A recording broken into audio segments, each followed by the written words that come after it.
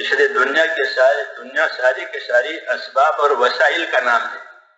ان میں سے کوئی چیز بھی مقاصد میں سے نہیں ہے. نہ حکومت مقصد ہے، نہ تجارت مقصد ہے، نہ زراعت مقصد ہے. کوئی چیز مقصد نہیں ہے. یہ سب وسائل ہیں اصل کام کے لیے. وہ اصل ہے آخرت. تندرستی بھی کہ تندرستی آخرت کے لیے.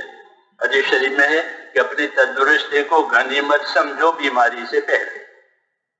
یہ بیمار ہو گیا کہ اب کچھ نہیں کر سکے گا، لاچار ہو گیا، اپنی ضرورتوں میں دوسروں کا محتاج ہے. کیوں؟ یہ بیمار ہو گیا.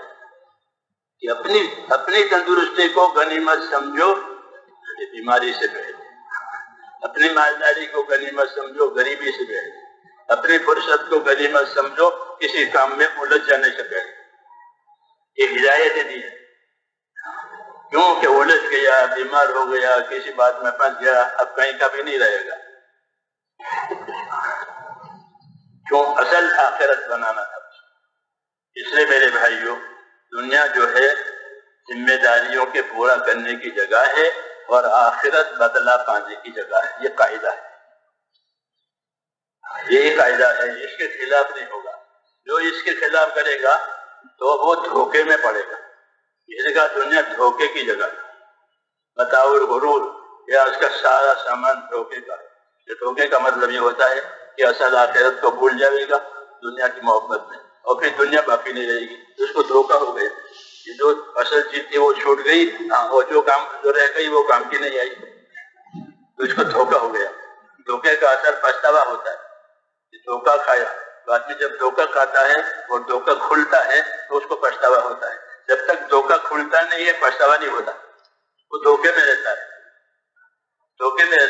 لیکن جب کھلے میں نے تو یہ کر دیا تو اس کو پچھتاوا ہوتا ہے کہ اب وہ استطاعت اور طاقت باقی نہیں رہی، تو اس لیے پچھتاوا رہ گیا. اس لیے حضور صلی اللہ علیہ وسلم نے حدیث شریف میں فرمایا کہ ہر آدمی مرنے کے بعد پچھتائے گا. لوگوں نے پوچھا یا رسول اللہ، ہر آدمی کیوں پچھتائے گا؟ اس میں اچھے بھی ہوں گے جن کی کارگزاریاں، جن کی زندگیاں اچھی ہوگی، وہ کیوں پچھتائیں گے؟ گنہگار تو پچھتا گا، یہ تو معقول بات ہے.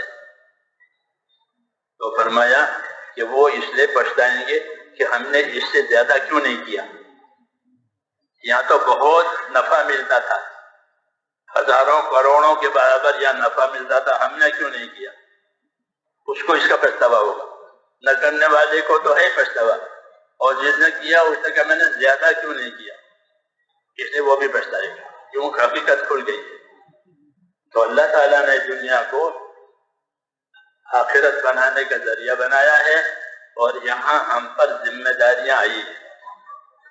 اور قاعدہ یہ ہے کہ جتنی ذمہ داری پوری کی جائے گی اتنی مدد ہوگی.